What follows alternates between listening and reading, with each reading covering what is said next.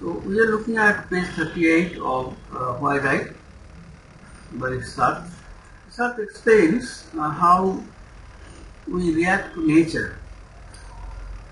When I am enchanted with the landscape, I know very well that it is not I who create it, but I also know that without me, the relations which are established before my eyes among the trees, the foliage, the earth and the grass would not exist at all.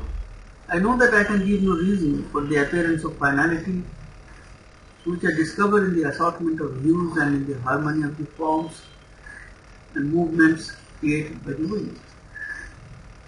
Let it exist, there it is before my eyes, and I can make something more out of what is already there. But even if I believe in God, I cannot establish any passage unless it be purely verbal, within the divine universal solicitude and the particular spectacle which I am considering. So, in nature, we may find beauty. Sartre has in mind Kant's discussion of beauty in nature and the sublime in nature in his book Critique of Judgment. So, even though we see some kind of an order in nature, it appears that the colors are harmonious. The colors of the sunset and the sunrise and so on. So we may be moved by the harmony or what we feel as beautiful. But we cannot connect all that to any creative agent like God. But it all comes into existence because of our consciousness. So this is the Husserlian position of phenomenology. Is the marriage of this blue and that green deliberate? How can I know? The idea of universal providence is no guarantee of any particular intention, especially in the case under consideration, if the green of the grass is explained by biological laws, specific constants and geographical determinism, while the reason for the blue of the water is accounted for by the depth of the river, the nature of the soil and the swiftness of the current. So all the things which in nature appear to us to be beautiful, they can be explained scientifically by certain physical causes. The assorting of the shades, if it is willed, can only be something thrown into the bargain. It is the meeting of two causal series, that is to say, at first sight, of fact or chance. So, we may see in nature many beautiful shades of color. The Sartre says that it is merely accidental or merely chance event. In nature, everything can be explained scientifically by showing scientific determinism, by showing these physical causes behind it. So the beauty that we perceive in nature, that is something in the bargain that accidentally happens. We see beauty. At best, the finality remains problematic. So in nature we do not see any finality because we do not see what can be the motive, who may be the creator with a motive, with what purpose somebody may be behind creating all this, or why at all these things are here in nature. There is no finality, no teleological explanation. All the relations we establish remain hypotheses. No end is proposed to us in the manner of an imperative, since none is expressly revealed as having been willed by it. So nothing in nature is imperative. Everything is in the state of hypothesis. By everything I mean all relations. So what is the relation between the green leaves of the tree and the blue color of the sky? No relation at all. So if we try to explain it, then it will be a mere hypothesis.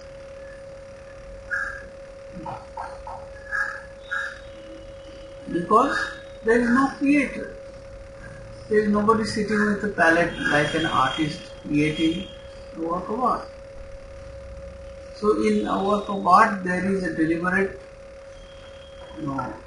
purpose working in the mind of the artist perhaps, but in nature there is nothing like that. Therefore Sartre disagrees with Kant that work of art and nature are similar. Thus our freedom is never called for by natural beauty. We cannot exercise our freedom regarding the blue of the sky or the green of the leaves. They are natural things. We cannot respond to them in any way. Unlike a work of art which appeals to our freedom, we can react to it in a particular way. We cannot react to nature. So there is an appearance of order in the whole which includes the foliage, the forms, and the movement, since the illusion of a calling forth which seems to solicit this freedom and which disappears immediately when one looks at it. Hardly have we begun to run our eyes over this arrangement than the appeal disappears. We remain alone, free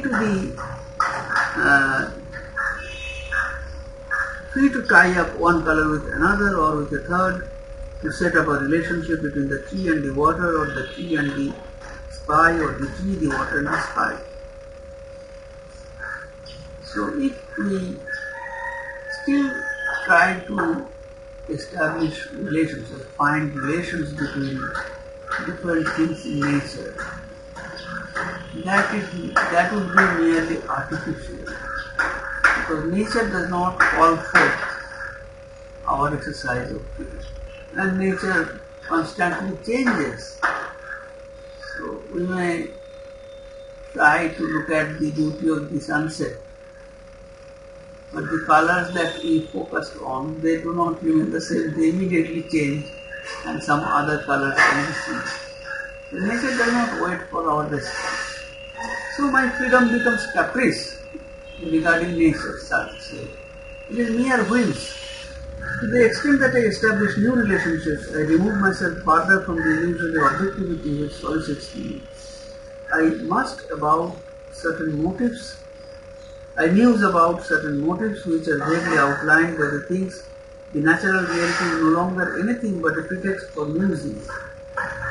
So this is what the Romantics did, musing. That is an idle exercise of the imagination over things of nature. Nature does not call forth for our reactions.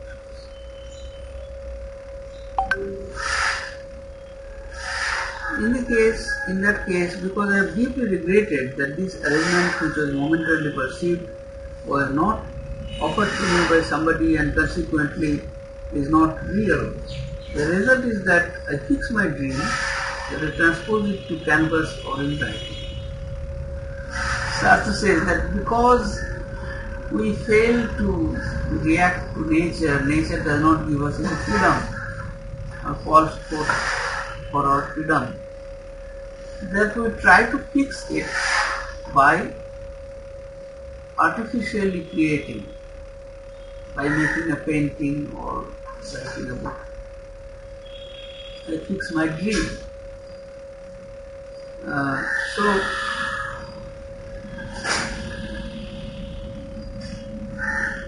there is no real arrangement in nature. Real means there is nobody behind this arrangement, there is no purpose behind the arrangement in nature. Even if you find an arrangement, there is nobody planning that arrangement. Therefore, we try to fix that by making an arrangement ourselves.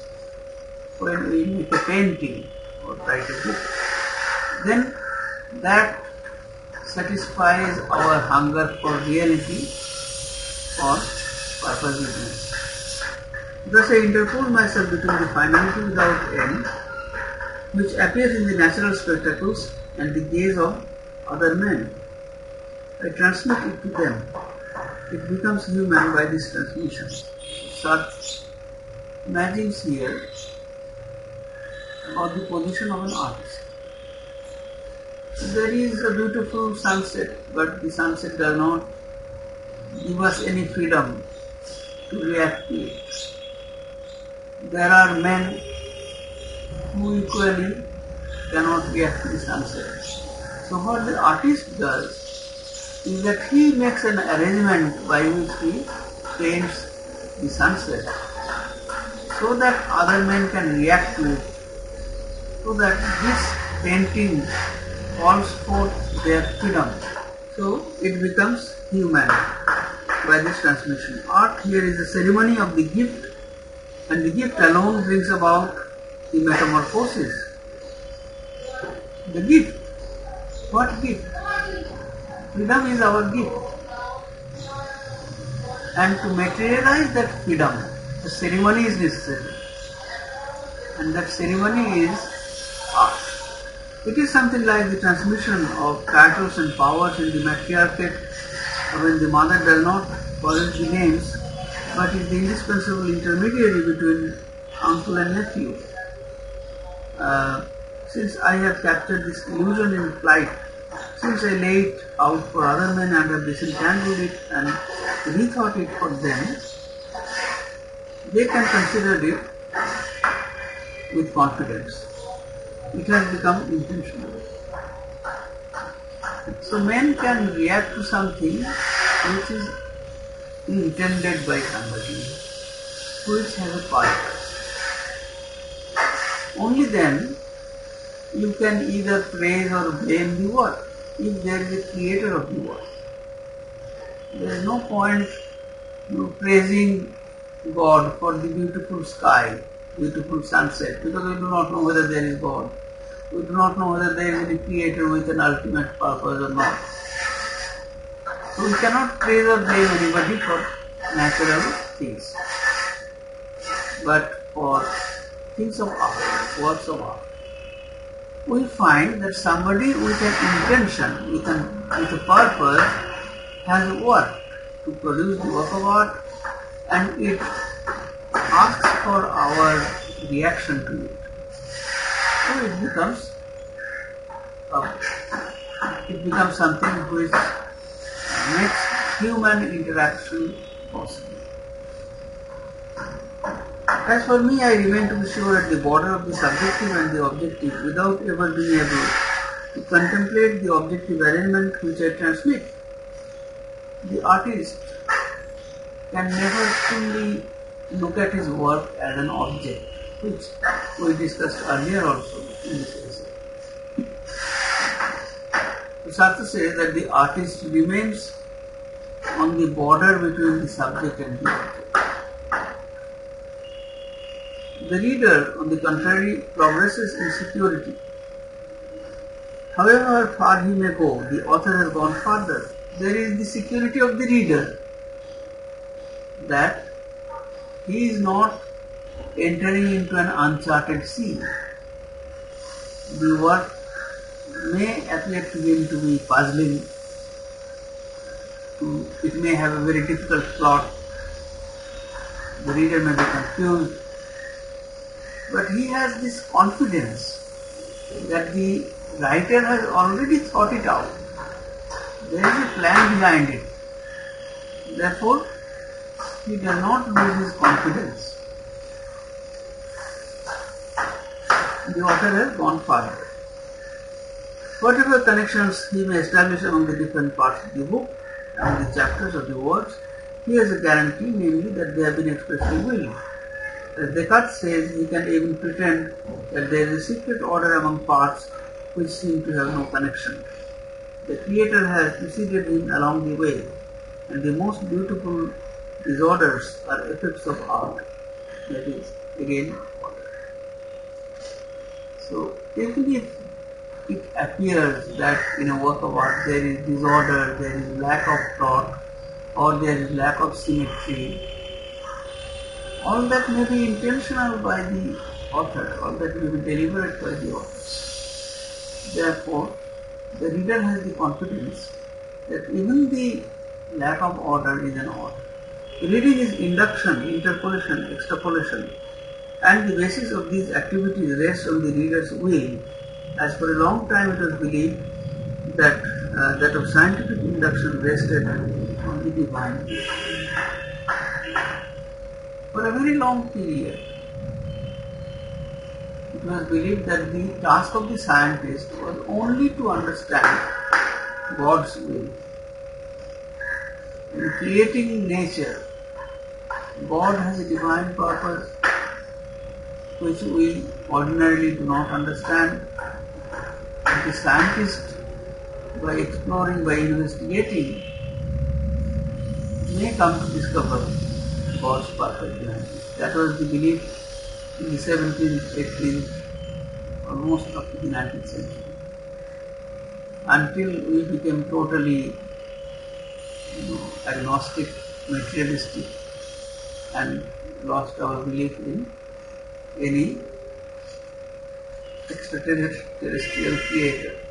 The gentle force accompanies us and supports us from the first page to the last. That does not mean that we fathom the artist's intentions easily. They constitute, as we have said, the object of conjectures, and there is an experience of the reader. But these conjectures are supported by the great certainty we have that the beauties which appear in the book are never accidental. In nature, the tree and the sky harmonize only by chance. On the contrary, in the novel, the protagonists find themselves in a certain tower, in a certain prison. If they stroll in a certain garden, it is a matter both of the restitution of independent causal series and of the expression of a deeper finality. So Sartre says that a work of art imitates nature. So a novel imitates causality. So if somebody is depicting the hero and the heroine of the novel going from one place in a city, say in Paris, he is going from one particular place to another particular place, then the novelist has to follow the geography of the city. So if from going to the tower to a prison, on the way there is a garden, then there is this causality that the novelist follows, that the protagonist must cross that garden before reaching the prison. So this causality is without cause, in the sense that it is artificial causality. The novelist follows this causality only in order to create credibility in the reader.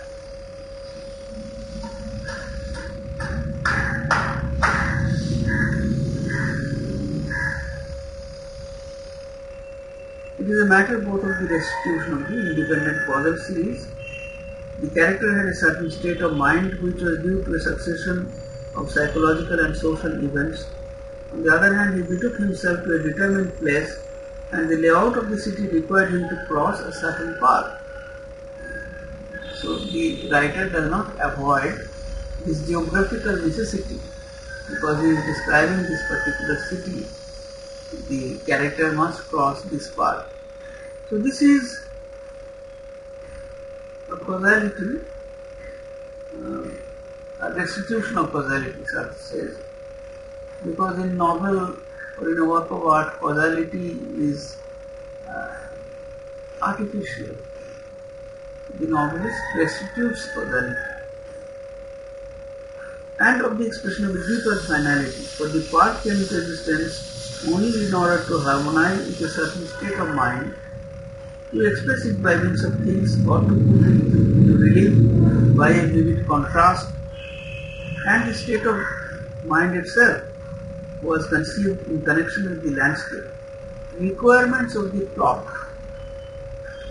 also decides that the character must come to the garden or the park because he or she is in a particular state of mind that will harmonize with the garden. Here it is certainly which is appearance and which might be called causality without cause, and it is the finality which is the profound reality. So the causality in a novel is appearance, and the finality in a novel appears to us to be profound reality. So when James Joyce describes Dublin or describes his hero walking through the streets of Dublin, and he gives an exact description of the city, the lanes, that come one after another following the geographical map of the city, then what do we say? The novel has a profound reality. Or if the hero who walks through those streets and in a stream of consciousness thinks of certain things which are, we may imagine, provoked or accentuated, triggered by the place, the streets through which he moves, then we will say here is profound reality, because the state of mind of the character harmonizes with the place in a pre-planned manner. Okay. But there is no reality in a novel, we cannot forget that. There is realism in a novel, but there is no reality. There is a restitution of causality in a novel, but there is no causality, because a novel is not the real world. So Sartre calls it causality without cause, just as Kant had formulated the phrase, purposiveness without purpose. But if I can thus in all confidence put the order of end under the order of causes, it is because by opening the book I am asserting that the object has its sources in human freedom. The confidence about the order of ends. So this end and cause relationship, this causal relationship which we find in a book, that is possible only when the reader has exercised his human freedom in explaining. So a book therefore is an exercise in human freedom. But the artist exercises his freedom in creating a particular plot. The reader exercises his freedom in understanding or unraveling that plot. But what if the artist was not in control when writing and was overwhelmed by some emotion, say some hatred or some other emotion? Then my confidence in the author would vanish. For it would serve no purpose to have supported the order of causes by the order of ends. The latter would be supported in its turn by a psychic causality, and the work of art would end by re-entering the chain of determinism. If an artist or an author writes out of passion, say anger or hatred, then he does not exercise his freedom. So he is not in control. He is dictated by some emotion. And therefore there may be a psychological reality in what he writes, which can be explained by referring to the author's state of mind. And therefore the book enters into a chain of determinism. That is, it is no longer a free independent work of art. It is determined by the author's emotions and passions, therefore it can be explained by those finalities, those ends. So Sartre suggests that a work of art should be an exercise in freedom. It should not be motivated in such a way that it can have an ulterior motive beyond art, which means that a work should not be ideological. It should not express, say, racial hatred, caste prejudice, or any other, oppressive ideology. In that case, it is not an exercise in freedom. It is controlled by certain emotions, and therefore falls under a chain of determinism. It is not free. The author's decision to write supposes that he is withdrawn somewhat from his feelings. In short, that he has transformed his emotions into free emotions, as I do mine while reading him. That is, that he is in an attitude of generosity. Sartre says that an author may have emotions, but when he writes, then he withdraws himself. He frees himself from overwhelming emotions. Similarly, one who reads a book frees himself from any prejudice or emotion. So there are people who say, I will not read this particular book, this author ideologically is against my opinions, which means that the reader is prejudiced. So, like the author, the reader should also not have any prejudice. He should also be generous. Thus, reading is a pact of generosity between author and reader. Each one trusts the other, each one counts on the other, demands of the other as much as he demands of himself. For this confidence is itself generosity. So, Sartre explains this idea here in great detail. The interdependence between the author and the reader, the pact of generosity between them. It matters little whether the aesthetic object is the product of realistic art or formal art. At any rate, the natural relations are inverted.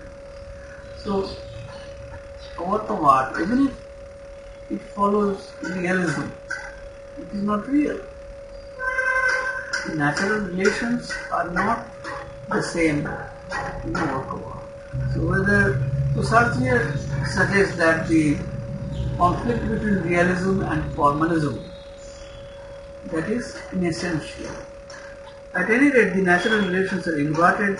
That tree on the first plane of the Cézanne painting first appears as the product of a causal chain, but the causality is an illusion. It will doubtless remain as a proposition as long as we look at the painting, but it will be supported by a deep finality if the tree is placed in such a way. It is because the rest of the painting requires that this form and those colors be placed on the first plane. So if we try to explain a painting, say by Cézanne, Sartre says, what is the reason that certain things are placed in the foreground and other things are placed in the background? So behind this arrangement, there must be a causality, or there must be a plan by the artist. Thus, through the phenomenal causality, our gaze attains finality as the deep structure of the object, and beyond finality, it attains human freedom as its source and original basis. So notice, the painting, the rest of the painting requires that this form and those colors be placed in the first place. So there is a finality or a causality in a painting, a causality which is invented by the painter, by the artist. But this is phenomenal causality, which means as the spectator perceives the pause behind the placing of certain things in the foreground and other things in the background. So it is a phenomenon because it is perceived by spectators in a particular manner,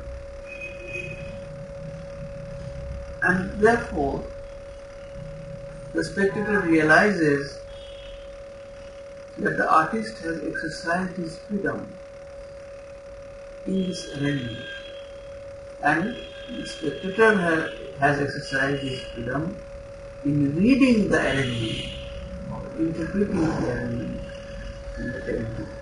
Causality or finality may be there in a work of art, but it is not finality in the ultimate sense, in the teleological sense.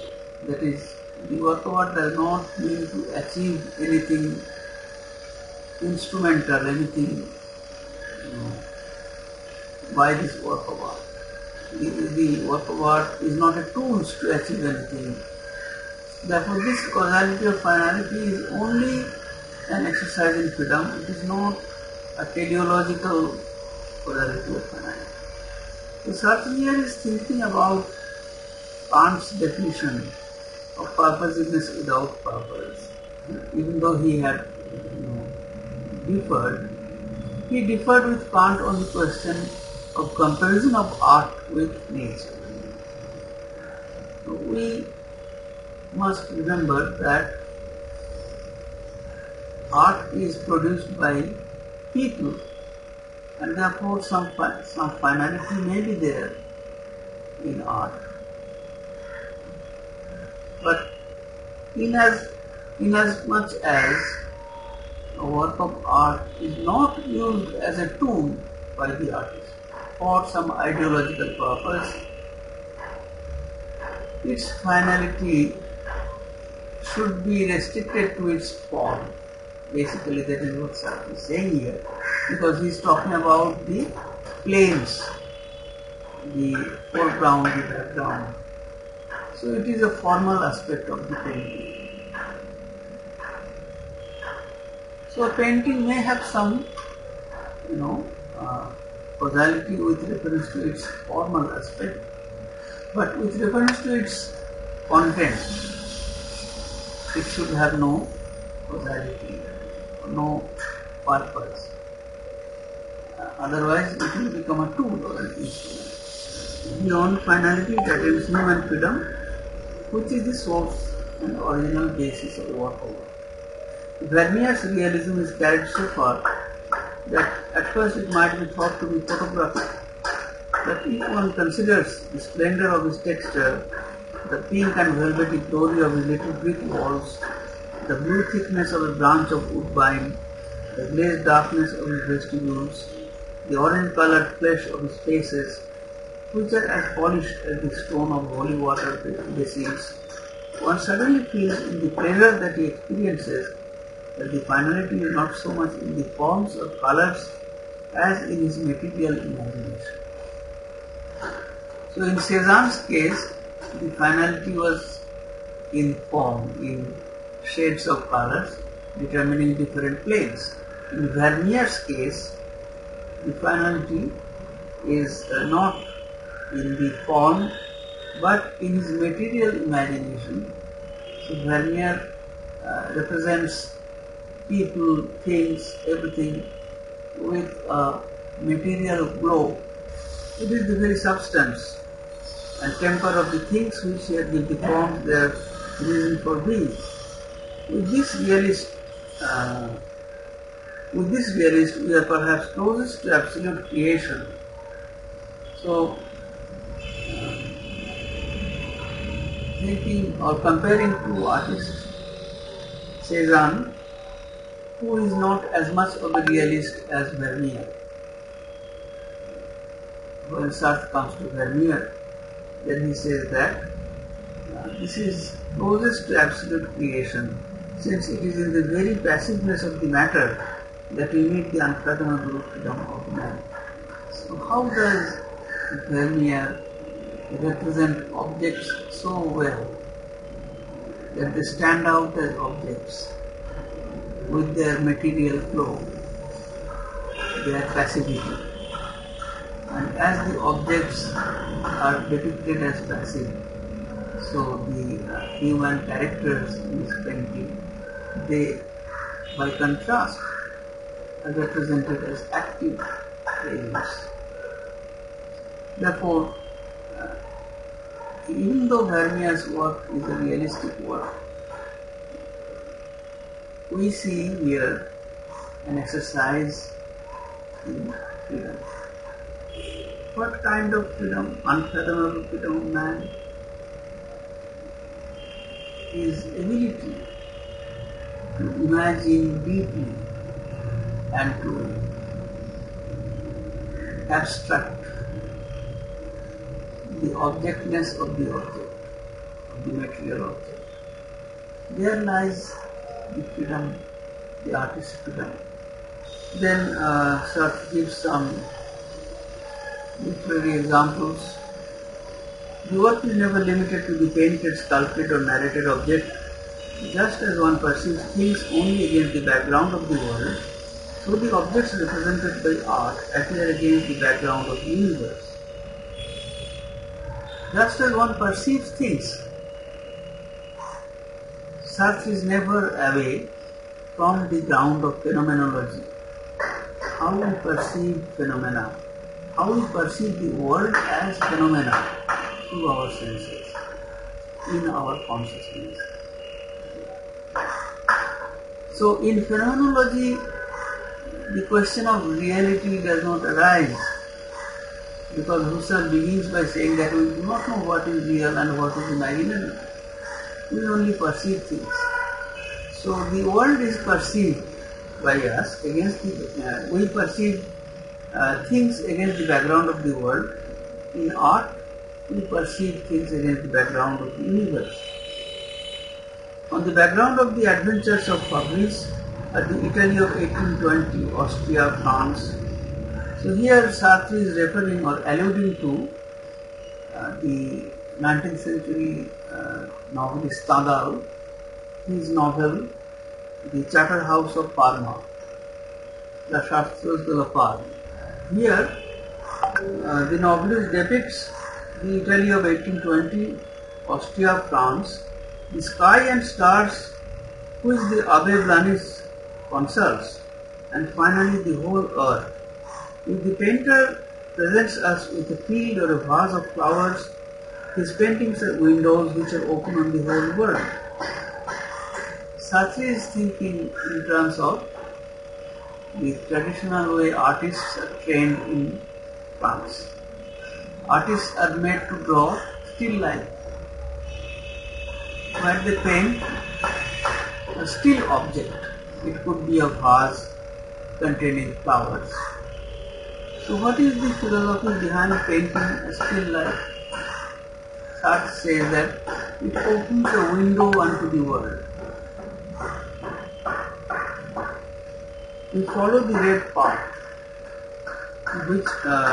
which is buried among the wheat much farther than Van Gogh has painted it, among other wheat fields, under other clouds, to the river which empties into the sea, and we extend to the infinity.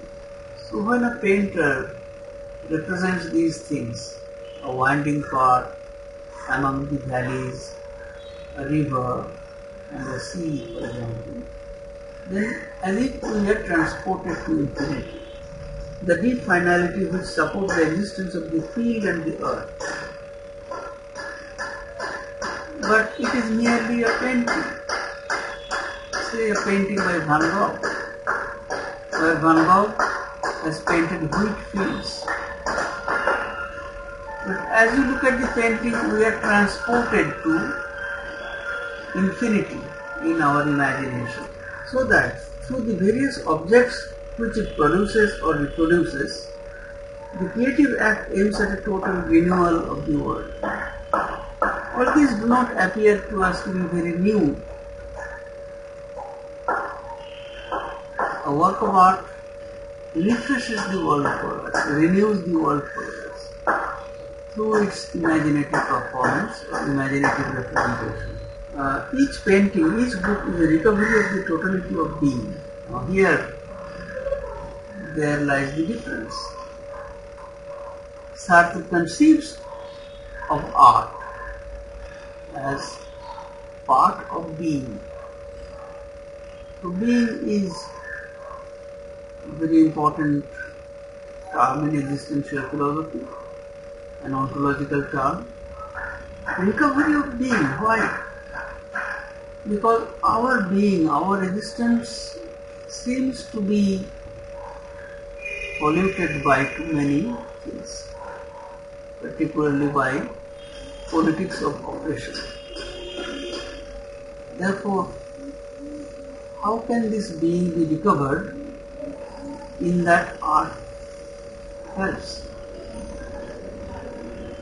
Which means that Sartre finds a value in art, that it purifies in a way our being.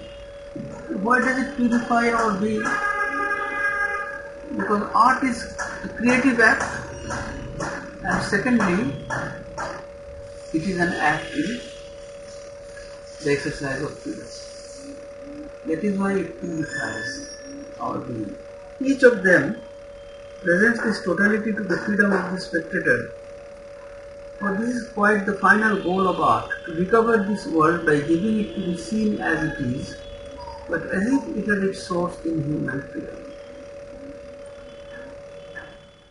What is the goal of art? So Sartre here finally comes to the end of art. Earlier he said that art does not have any end because it is not teleological, it does not have finality, but it is an end in itself.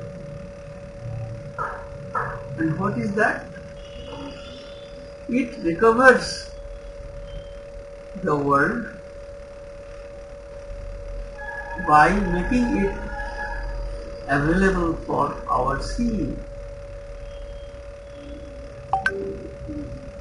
And through seeing we exercise our human freedom. So art, by representing the world, makes it available for our viewing. We see it, we see the world through it, and in seeing the world through the representation of art, we exercise our human freedom. But since what the author creates takes on objective reality only in the eyes of the spectator, this recovery is consecrated by the ceremony of the spectacle. Spectator, spectacle. Somebody must inspect, must see. Spectator, one who sees. In order to see something, a spectacle must be presented. Spectacle, that which can be seen.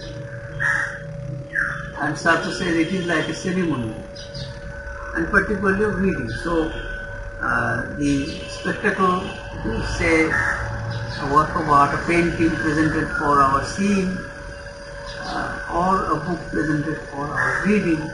That is the ceremony which helps in the renewal of the world. We are already in a better position to answer the question we raised a while ago. The writer chooses to appeal to the freedom of other men so that by the reciprocal implications of their demands, they may readapt the totality of being to man and may again enclose the universe within man.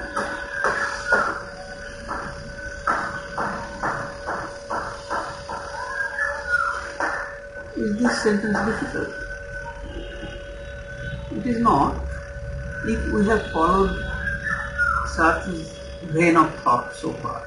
Reciprocal implications of their demands. The objects of art demands to be seen by the spectators. Books demand to be read by the readers. So this is a reciprocal expectation. There must be this reciprocity between the artist and the spectator, between the author and the reader. And if this reciprocal relationship is there, then the work of art may re-adapt the totality of being to man and enclose the universe within man. So man ultimately aspires to be being in itself, which means he aspires to comprehend the entire world within himself. That is the being in itself. Enclose the universe within himself. And in this process, the work of art helps. If there is this reciprocal participation by the artist and the spectator, by the writer and the reader, then the totality of being can again be put inside man. The totality of being which was lost because man lost his freedom, that totality of being can again be recovered and enclosed within man, so that the universe can be within man. So this is the goal, or this is the suggestion of existentialist philosophy, that man wants to be being in itself, or absolute being, and that happens only when he can enclose the entire world within himself. And in that process, Sartre says, art can help. It can once again recover the totality of being and place the world within man.